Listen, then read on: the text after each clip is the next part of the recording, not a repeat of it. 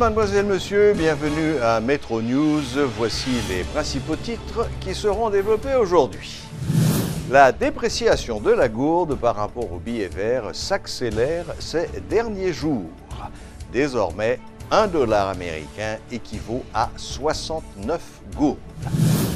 Le Forum économique du secteur privé appelle tous les citoyens à la sagesse en vue de restaurer sans plus tarder l'ordre et la paix indispensables à la relance de l'économie au bénéfice de la majorité. Le budget du Sénat de la République sera révisé à la baisse. L'annonce en a été faite par le président du Grand Corps, Joseph Lambert.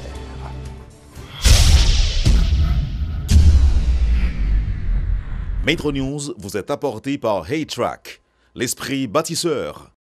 Mobile 1, c'est plus qu'un lubrifiant. C'est le mélange parfait de plusieurs huiles qui se transforment en molécules pour vous permettre d'aller plus loin, beaucoup plus loin qu'avant. C'est l'évolution de votre moteur. Choisissez les lubrifiants mobiles. Ici vit l'énergie. En dépit des nombreuses annonces faites par les autorités monétaires concernant la dépréciation de la gourde par rapport au dollar, l'hémorragie n'a pas été stoppée. $1 équivaut aujourd'hui à 69 gourdes. Plusieurs facteurs peuvent expliquer cette hausse vertigineuse du billet vert, notamment la situation sociopolitique. Pour faire le point sur ce dossier, nous avons avec nous ce soir l'économiste Edser Émile. Bonsoir, monsieur Émile. Bonsoir et également aux téléspectateurs et téléspectatrices de Métropole. Un plaisir d'être avec vous. Merci, merci. Bon, alors, je vais vous donner tout de suite la parole. Quels sont les principaux facteurs qui influent sur la dépréciation de la gourde, d'après vous? Bon, en fait, quand on parle de dépréciation de la gourde par rapport au dollar américain, il faut voir d'abord des facteurs structurels et également des facteurs conjoncturels. On n'entend pas des facteurs structurels, des facteurs qui sont liés à la structure même de l'économie, à savoir les déséquilibres qui sont chroniques, notamment le déséquilibre au niveau de la balance des paiements, en termes de volume de devises qui sont rentrées en Haïti et volume de devises qui sont envoyées à l'étranger. Et l'exemple le plus parfait dans le calcul de la balance des paiements est le déséquilibre entre import et export. Les importations haïtiennes sont quand même au-dessus de 4 milliards de dollars américains l'an, versus les exportations qui sont autour de 800 millions de dollars. Cela veut dire que cet écart continu entre les exports et les imports fait qu'il y a une course quand même continue, il y a un combat continu pour avoir des dollars alors qu'on n'entre pas suffisamment. Mais parallèlement aussi que le pays ne produit pas suffisamment de biens, justement, qui justifie le faible niveau des exportations. De notre côté, le niveau d'investissement direct étranger n'est pas extraordinaire et également le niveau de, je dirais, le nombre d'arrivées de touristes en Haïti aujourd'hui est ce qu'il est, vraiment inférieur par rapport à la moyenne ou encore la tendance au niveau de la région. Donc il y a un seul élément structurel qui continue encore à être à un niveau acceptable, c'est le niveau des envois de fonds, ce qu'on appelle couramment le transfert de la diaspora. Donc ça, c'est au niveau structurel de l'économie. Ça veut dire qu'on a une économie qui ne produit pas suffisamment et qui n'arrive pas à attirer suffisamment de devises. Donc, il y a une rareté de devises continue par rapport à la demande de dollars de l'économie. Et ça fait que justement, le problème se pose. Mais au niveau conjoncturel, d'abord, il faut dire que la situation au niveau budgétaire, en termes de déficit budgétaire au cours de ces derniers mois, mais également au niveau de la situation sociopolitique qui se dégrade au fur et à mesure, notamment avec les violences dernières. Mais il y a un autre élément important, c'est qu'avec le prix élevé du carburant sur le marché international, donc il faudrait quand même beaucoup plus de gourdes pour acheter la même quantité de barils par jour qu'on consomme. Donc cela veut dire que ça fait une pression en plus sur la demande de dollars dans l'économie. Et ce n'est pas seulement Haïti qui fait face à ce problème.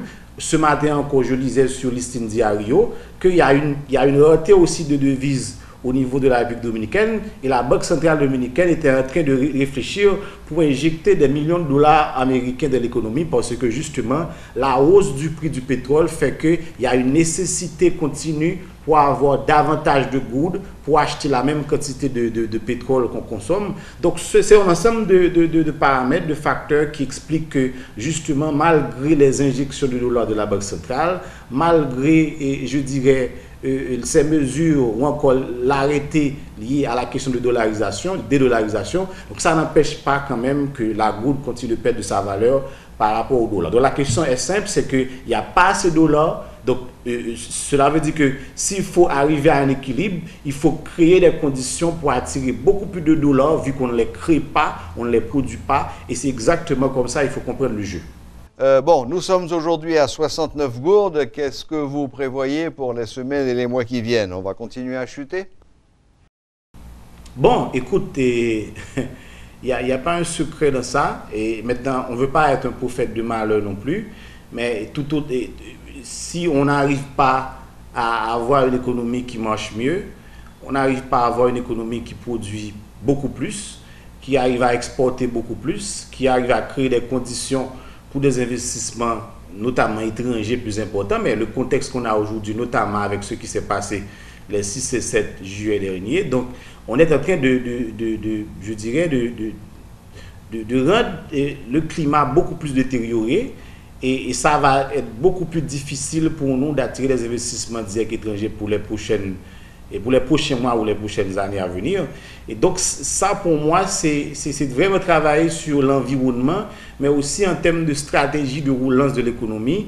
Il faut vraiment cesser de faire tout ce qui est cosmétique pour entrer au fond de la question, parce que le problème de la gourde ne peut pas être expliqué en dehors des fondamentaux de l'économie, à savoir la production de richesses, que ce soit dans le secteur de l'industrie, dans le secteur du commerce, également au niveau de l'agriculture. Bon, monsieur Etzer Émile, d'après vous, et strictement dans le contexte de la politique monétaire, qu'est-ce que le gouvernement devrait faire là, maintenant? Quelles mesures concrètes devrait prendre le gouvernement pour arrêter la chute de la gourde par rapport au dollar? Donc c'est à deux niveaux. D'abord, c'est mettre beaucoup plus d'ordre au niveau des finances publiques, à savoir, et faire preuve, je dirais, de beaucoup plus de sérieux et d'austérité dans les rapports entre dépenses et recettes de l'État. Parce que si on continue à avoir un déficit aussi élevé, aussi considérable, donc ça nécessiterait bien évidemment que la BRH continue à un peu pincer les plaies. Donc ça va continuer à déranger un peu l'équilibre. Ça, c'est une chose. Donc cela veut dire qu'il faut qu'on soit beaucoup plus sérieux de la manière qu'on dépense. Mais deuxièmement, que la BRH doit continuer à injecter également des devises. Et c'est pas quand même la chose qui garantit un traitement, je dirais, permanent, mais à court terme, ça va aider quand même à ralentir le rythme de la dépréciation.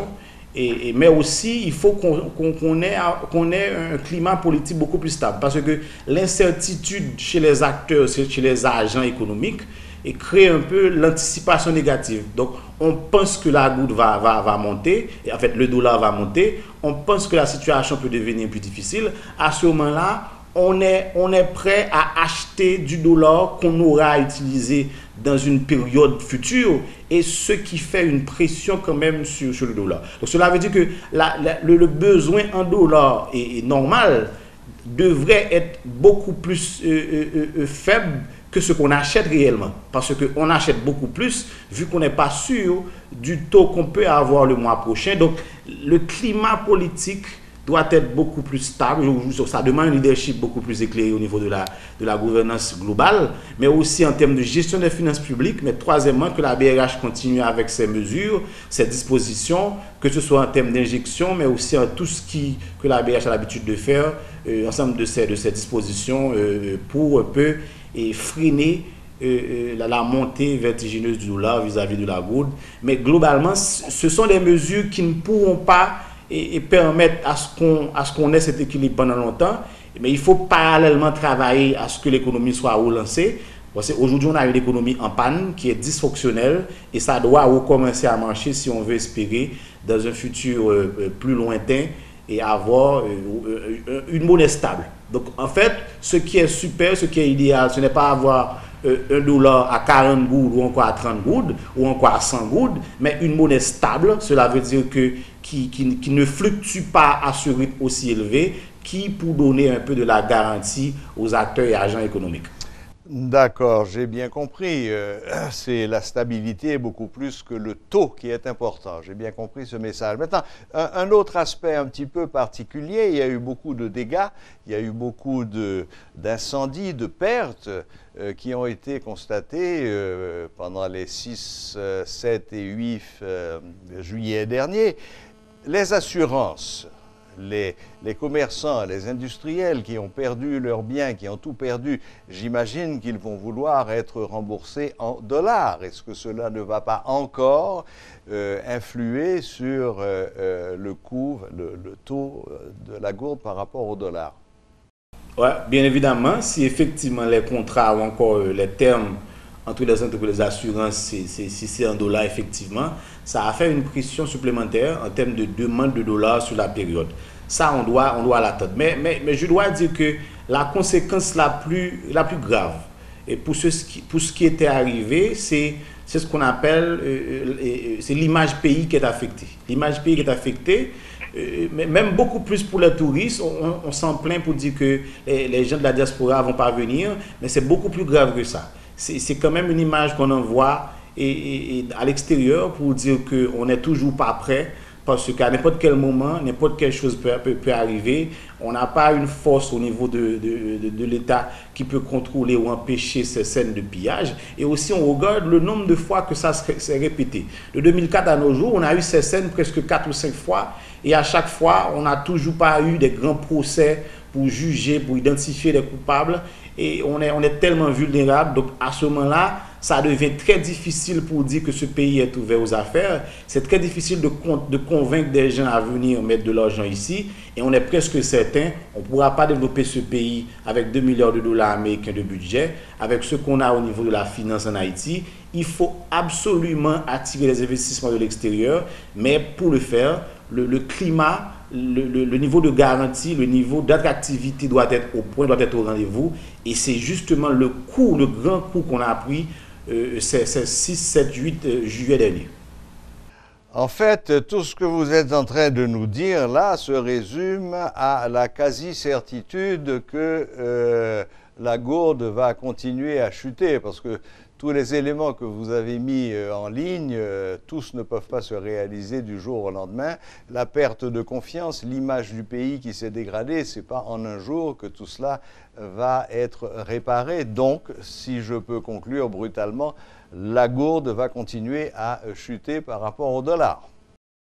Bon, oui, c'est un peu mathématique. Si on n'a pas d'offre de devise qui soit suffisante et adéquate par rapport à la demande, donc c'est bien évidemment, ça va continuer à augmenter. Et bon, on ne veut pas être prophète de malheur, mais c'est un peu ça.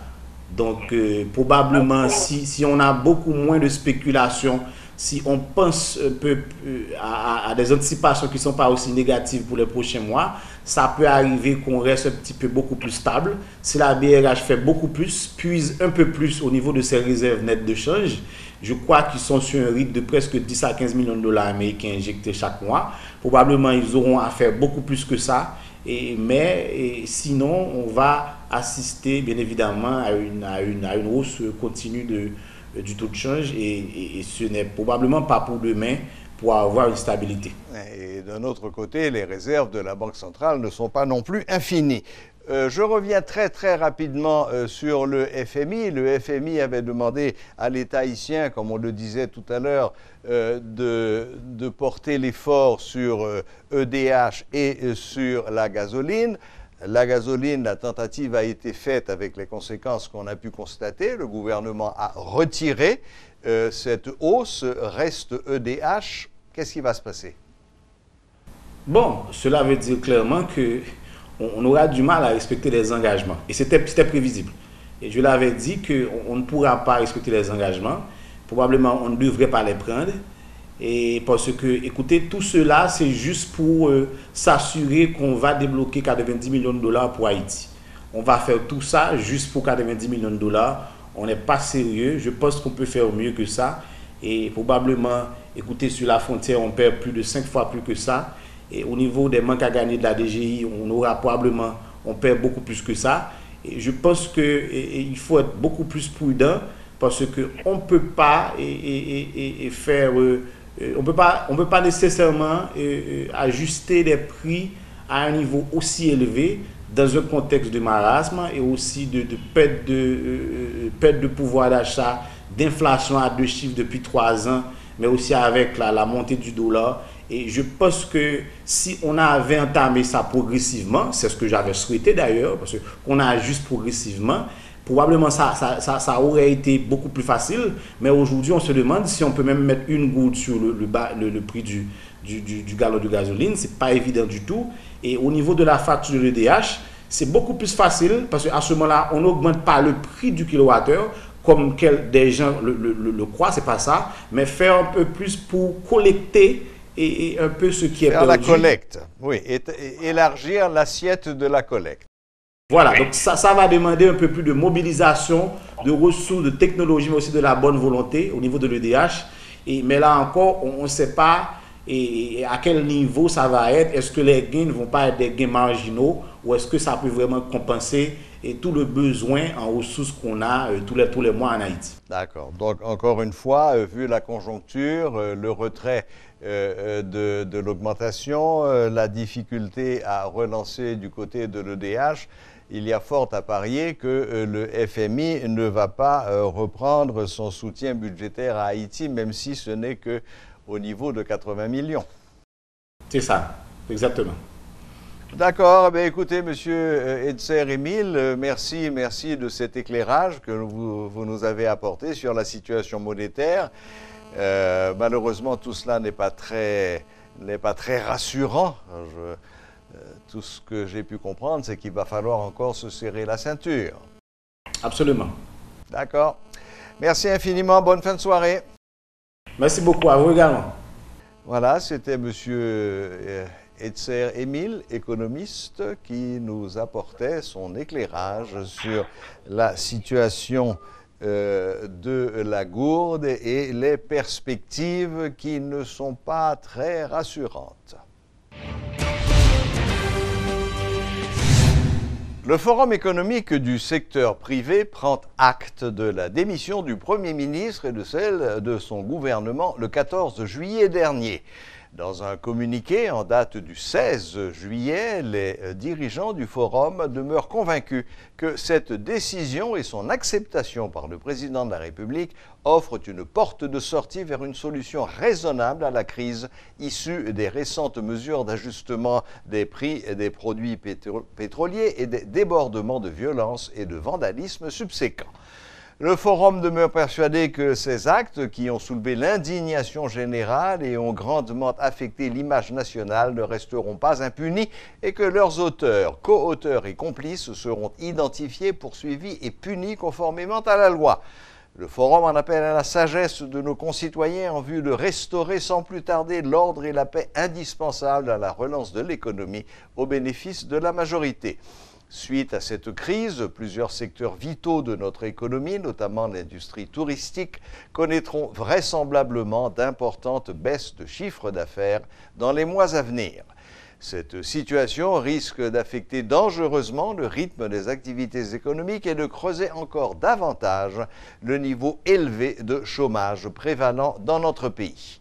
Face à cette perspective, le Forum réitère son appel au président de la République et au Parlement pour la mise en place d'un plan urgent et cohérent de relance de l'économie, incluant l'établissement d'un budget national réaliste, axé sur une meilleure collecte des recettes fiscales, sur une lutte efficace contre la contrebande et la fraude fiscale.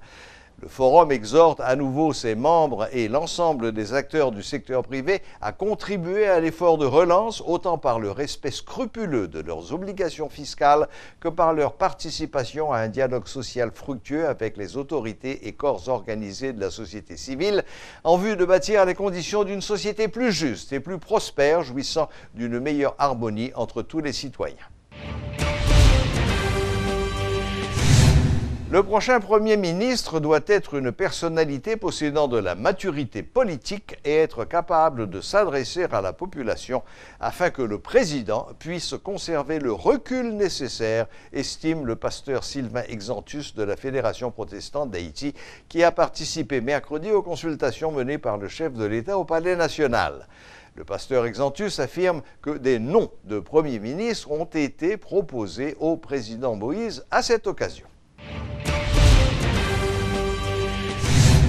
Le président de la Chambre haute, Joseph Lambert, annonce l'abandon de certains privilèges par les sénateurs, une mesure qui devrait leur permettre de réaliser jusqu'à 1 milliard de gourdes d'économie à partir du prochain exercice fiscal. Le sénateur du Sud a également parlé d'une réévaluation du projet de doter le président du Sénat d'une résidence officielle de manière à ce qu'elle coûte le moins possible à l'État.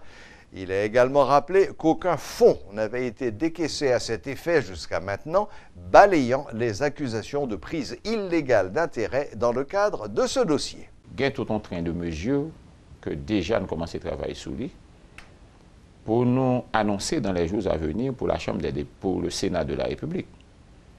J'estime que c'est même bagaille là tout, Chambre député a fait même geste là tout, pour faire une série de bagailles que privilèges que nous gagnons.